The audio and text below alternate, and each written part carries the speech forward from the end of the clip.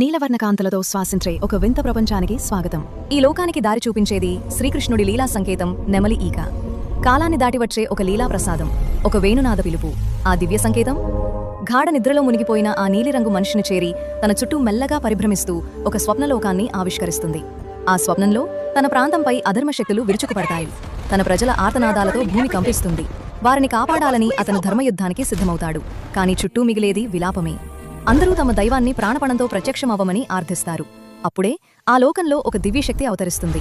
తాను ఎప్పుడూ చూడని ఒక ఆకారం ఆ స్వప్నంలోకి అడుగుపెడుతుంది. మనిషిలా కనిపించినా ఆ చూపులో శాంతి ఉంది. ఆ మౌనంలో పరబ్రహ్మతత్వం ప్రతిఫలిస్తుంది. ఒక క్షణంలోనే చీకటి కరిగిపోతుంది. ఆ దివ్యశక్తి అతనితో కలిసి నిలబడి అందర్నీ కాపాడుతుంది. స్వప్నం ముగుస్తుంది. ఆ దివ్య ఆకారం ఎవరు? ఈ లోకం ఎందుకు ప్రళయాంచున నిలిచింది అని ప్రశ్నలు తనలో మిగిలిపోతాయి. ఎందుకు? ద్వాపరయుగ ధర్మం ఇతని స్వప్నంలోకి ప్రవేశించింది. ఈ రహస్యాలన్నింటికీ సమాధానం తర్వాతి ఎపిసోడ్లో.